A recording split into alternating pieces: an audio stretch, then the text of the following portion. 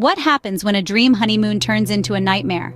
This is the heart-wrenching story of Anni Dewani, a spirited young woman from Sweden, and Shrien Dewani, a successful businessman hailing from Bristol. Their love story culminated in a resplendent wedding in India, surrounded by family and friends. The newlyweds then set off for what was meant to be a magical honeymoon in the picturesque landscapes of South Africa. But their post-wedding bliss was short-lived, and darkness loomed just around the corner. Their honeymoon took a horrific turn on a quiet night in Cape Town. Anni Dewani, freshly married and exploring the vibrant landscapes of South Africa, found herself in circumstances that were anything but ordinary. The couple, seeking to experience the city by night, decided to hire a local taxi. Behind the wheel was Zola Tongo, a man whose role in the night's events would later unfurl a chilling narrative. As they navigated through the dimly lit streets of Cape Town, what was meant to be a leisurely tour abruptly spiraled into chaos. The vehicle was forcibly stopped by two armed men. The encounter was swift and terrifying, a supposed carjacking that tragically escalated beyond a mere theft. Amidst the turmoil, Anni was abducted, her absence from the scene casting an immediate pall over the night. Hours later, the devastating news broke. Anni Dewani was found dead. The dream of a new life together for the couple was shattered in moments. With Anni's life tragically cut short, the initial shock was soon overshadowed by a web of suspicion. As investigators peeled back the layers, a sinister plot began to emerge. The initial shock of Anni Dewani's death during a supposed carjacking was soon overshadowed by a startling confession. Zola Tongo, the taxi driver, was swiftly arrested, and he revealed a chilling narrative. He claimed that Shrien Dewani, Anni's own husband, had offered him money to orchestrate what would ultimately be her murder. This revelation rocked the foundation of what the public and the family believed about the young couple's relationship. Tongo's testimony was supported by a series of evidence that seemed to connect the dots in a horrifying way. Prosecutors brought forward CCTV footage that showed Shrien and Tongo in deep conversation in the hotel lobby just days before the tragic incident. These visuals were more than mere coincidences. They were, according to the prosecution, the plotting of a cold-blooded murder. Further incriminating evidence came from a collection of text messages exchanged between Shrien and Tongo. These messages appeared to detail negotiations about how the act would be carried out, including discussions on the payment. The texts suggested a level of premeditation that turned the case on its head. Shrien Dewani, once a grieving widower, was now a prime suspect in a murder investigation. The prosecution argued that this was no random act of violence, but a meticulously planned assassination. The motive, they claimed, was rooted in deep-seated issues within the marriage, and Shrien's desire to escape it at any cost. This theory painted a starkly different picture of the honeymoon and the days leading up to the tragedy, suggesting a dark undercurrent beneath the surface of what seemed like a loving relationship. As the courtroom absorbed these revelations, the plot continued to thicken. Each piece of evidence laid out by the prosecutors added another layer of complexity to what was initially perceived as a straightforward case of a carjacking gone fatally wrong. What appeared to be a random act of violence was possibly a premeditated murder. Beyond the police investigation, Anni's own words painted a picture of marital discord. In the weeks leading up to the tragic events, Anni sent multiple messages to her closest friends and family members, sharing her fears and uncertainties about her new life with Shrien. These texts were not just fleeting moments of doubt, they were desperate cries for understanding and support. In one poignant message, Anni confided, "He's wonderful in public, but I feel alone when we're by ourselves." This stark contrast between public affection and private indifference hinted at the deep cracks forming in their relationship. Another text read, "I don't know if I can be happy with him," revealing her growing despair. Complicating matters further were the allegations regarding Shrien's sexuality. Sources close to the couple indicated that Anni had discovered aspects of Shrien's life that he had kept hidden from her before their marriage. This revelation not only shook the foundation of their relationship, but also added a layer of betrayal to her emotional turmoil. The complexity of their marriage was further underscored by Shrien's erratic behavior, which friends and family struggled to understand. His actions, which appeared loving and attentive in public, often turned distant and cold in private, leaving Anni feeling isolated and confused. Through these revelations, a portrait emerged of a young woman caught in a conflicting reality, where the outward display of a perfect honeymoon hid an inner narrative of growing distress and isolation.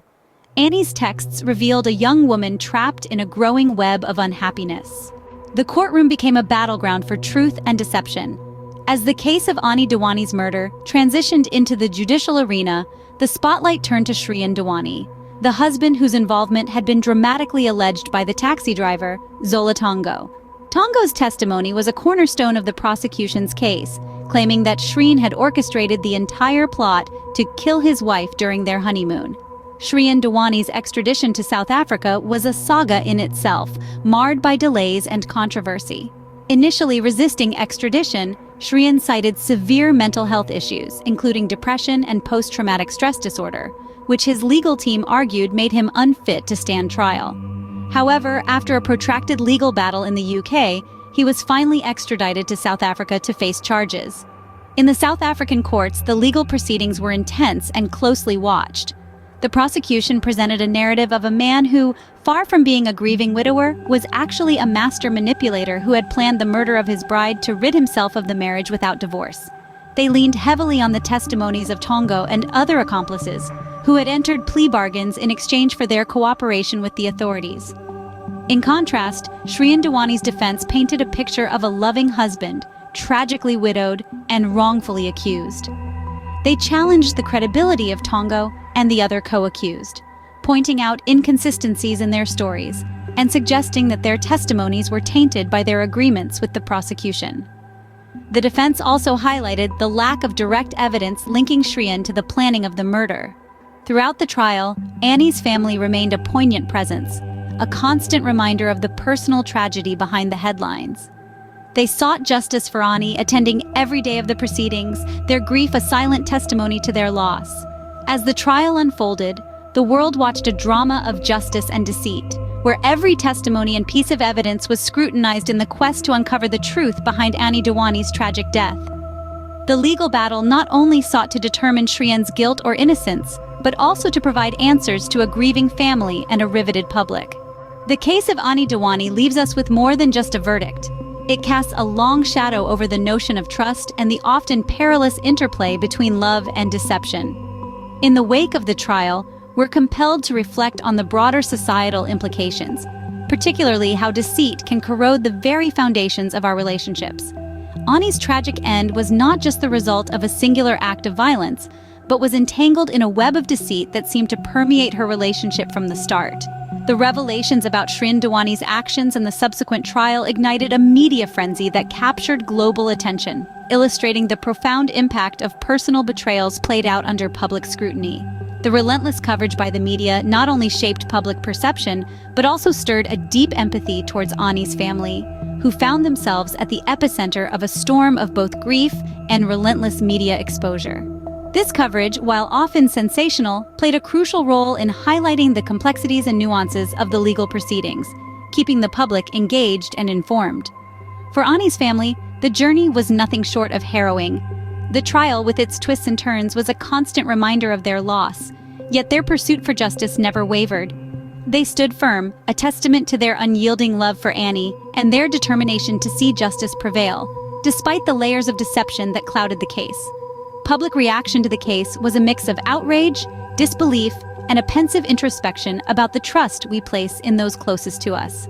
It sparked conversations about the darker aspects of human nature and how often in relationships, the face shown to the world can mask a more troubling reality. In the end, Anni Dewani's story is a grim reminder of the dark shadows that can lurk behind the facade of a perfect relationship.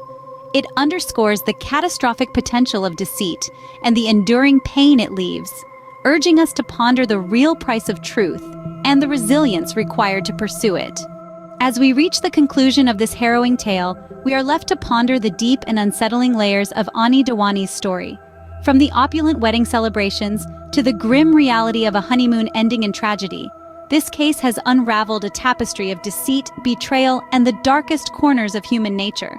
The alleged plot, spearheaded by a husband against his wife, not only shocked the world but also shed light on the complex interplay of personal relationships and criminal intent. It forced us to confront uncomfortable truths about what lies beneath the surface of seemingly perfect unions.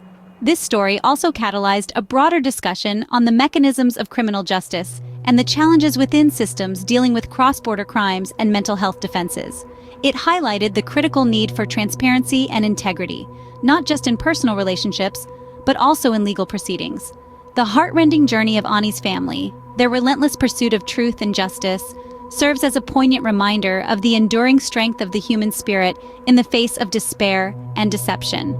May Anni Dewani's memory inspire us to seek truth and uphold justice in our own lives.